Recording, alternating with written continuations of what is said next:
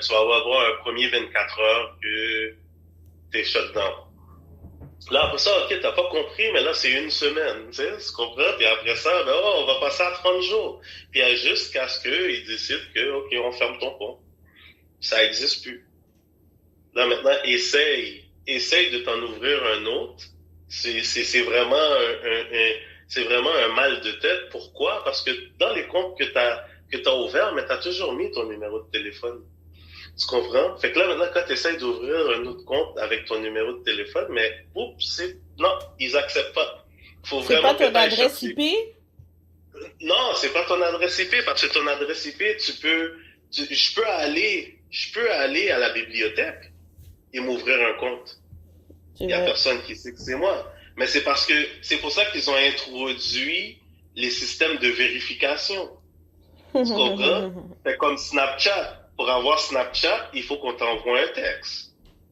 Donc, il faut que tu produis un numéro de téléphone Ou un pour courriel. avoir accès. Ou un courriel, c'est Puis ça, même là, oui. maintenant, Mais les courriels demandent un numéro de téléphone pour téléphone. vérification, puis tout ça.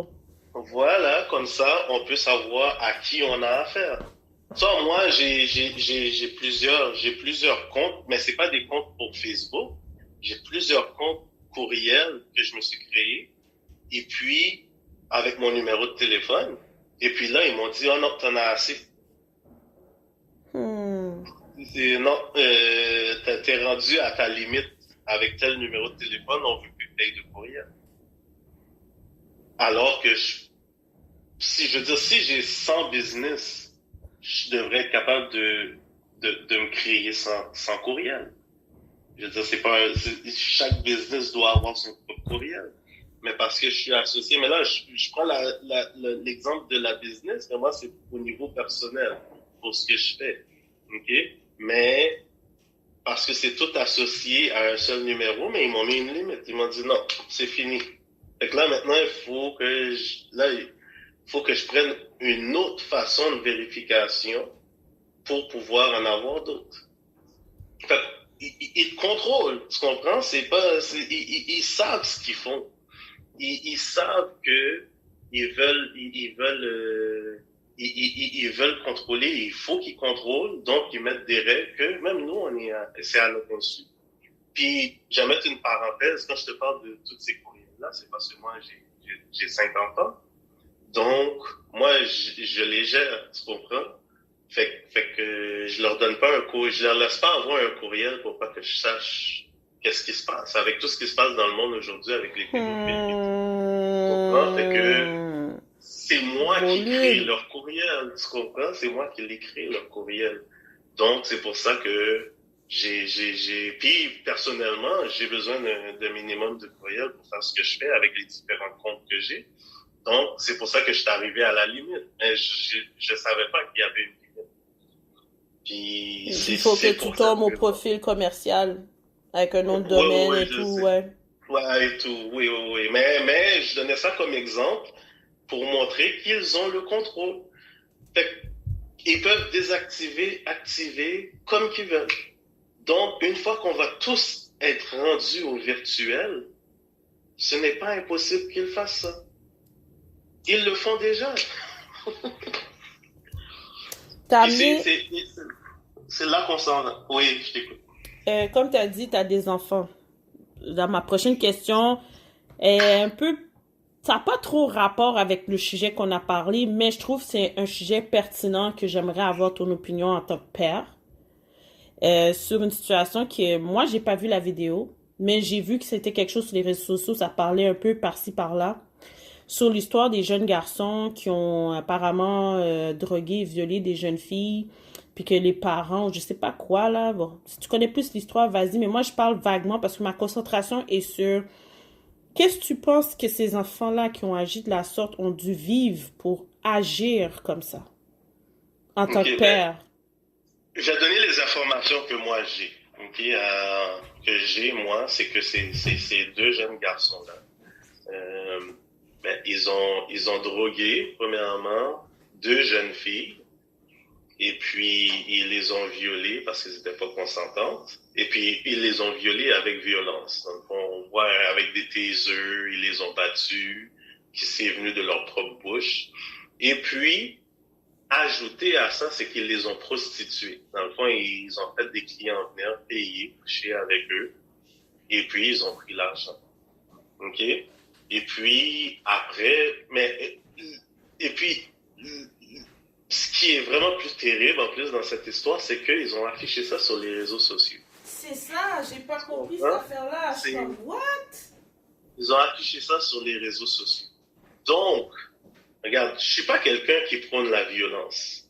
Mais, pour moi, ce message, en tant que communauté noire, parce qu'on s'entend, c'était 2 jeunes noirs.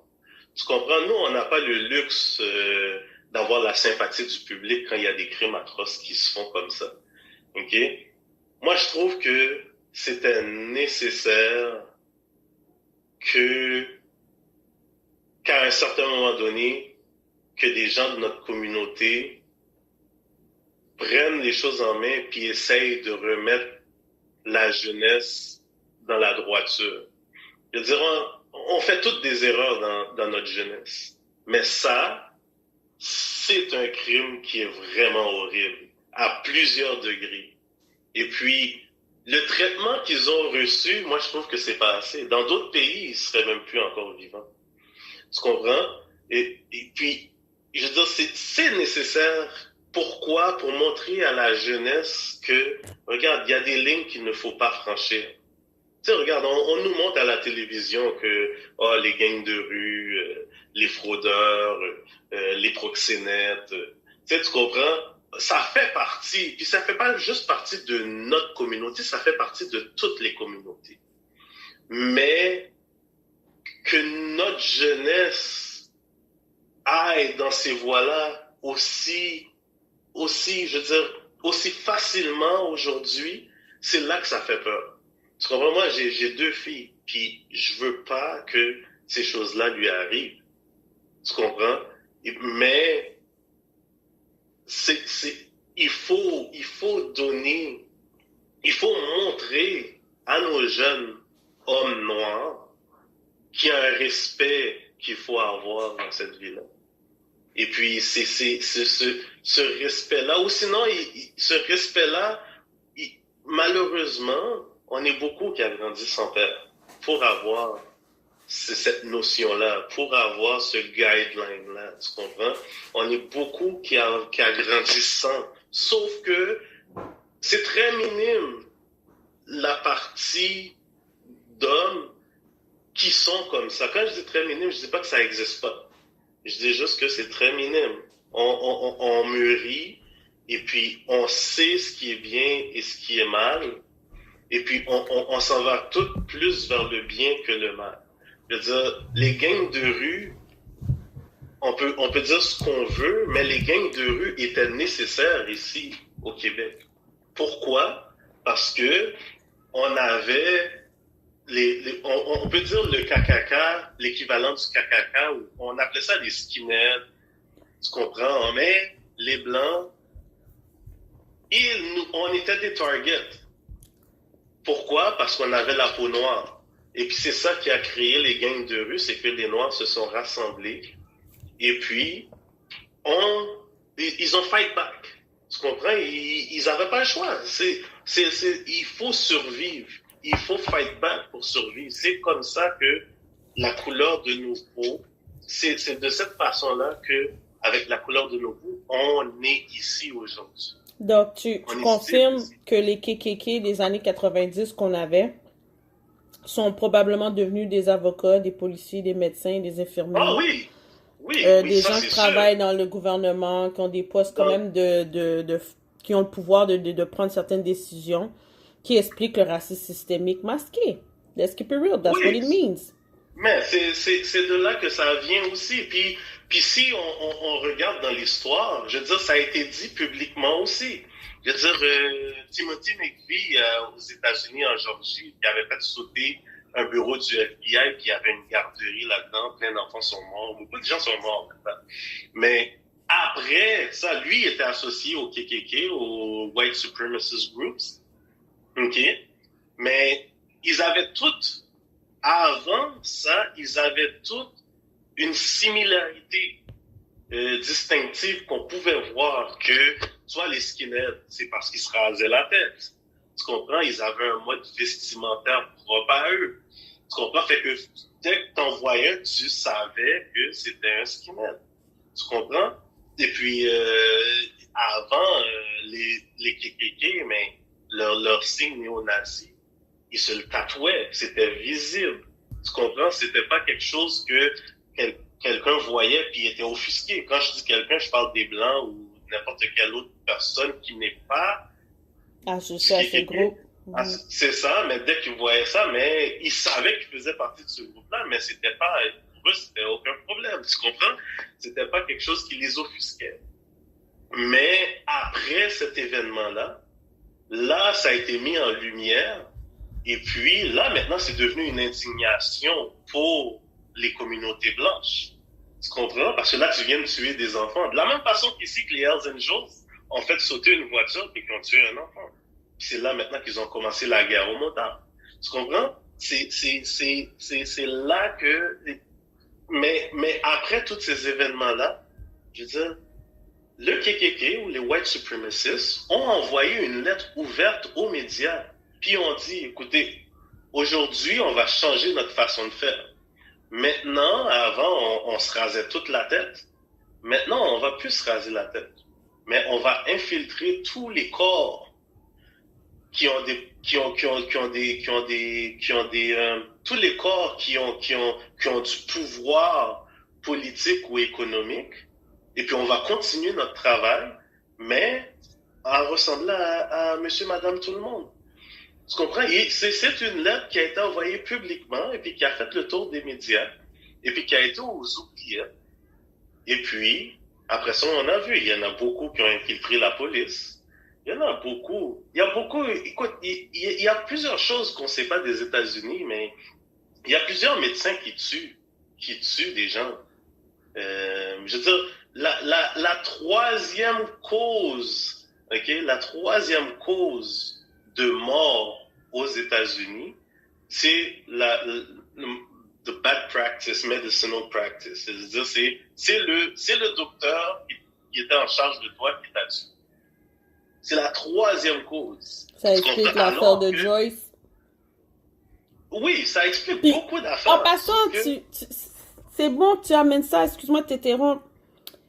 Parce qu'avec l'histoire de la COVID-19, il y a Thierry Lindor qui a fait The Colors of COVID. C'est un site qui donne le pourcentage moyen du nombre de personnes qui ont été affectées par la COVID. Et qu'il n'y a rien qui dit que la plupart des personnes qui sont décédées, des gens qu'on connaît de proche ou de loin, c'est pas un bad practice qui a été faite. Parce que, on va pas se le cacher, tous les racistes de ce monde, c'est l'occasion d'or actuellement, en plus qu'on se prépare pour la guerre civile qui va débuter prochainement après les élections, ou moi, d'après ce que je commence à comprendre, tranquillement qui commence. Qui explique probablement pourquoi l'armée est mobilisée un peu partout. Puis, non seulement ça, quand tu réfléchis un peu plus en détail, tu te dis, qu'est-ce qui va arriver après? Pour nous, les personnes racisées dans le milieu médical, ils vont pas nous mettre en priorité. Ben non. Puis c'est déjà comme ça maintenant, mais ça va être encore pire après. Donc imagine-toi, toi, tu vas avoir ton asti de vaccin. Hein? Malgré que tu veux pas le prendre. Puis là, tu l'as, ton vaccin. Puis tu tombes extrêmement malade. Puis eux, là, ils savent, là, qu'ils peuvent t'aider, là. Mais ils le font pas. Puis ils te laissent mourir. C'est ça. Mais il y a beaucoup de cas comme ça. De un, on a eu un cas concret comme ça en Italie. Où ce que une infirmière a dit, regarde, moi, il y avait un noir qui était malade du COVID. Et puis, il se plaignait. Puis elle a dit, regarde, toi, t'es noir. Moi, je vais soigner toutes les autres avant de te soigner toi. OK? Heureusement pour lui, il a survécu. OK? Mais on sait toutes les milliers de morts qu'il y a eu en Italie. Tu comprends? Mais ouvertement, on a vu que cette pensée-là existe. Ici au Québec, on vient d'avoir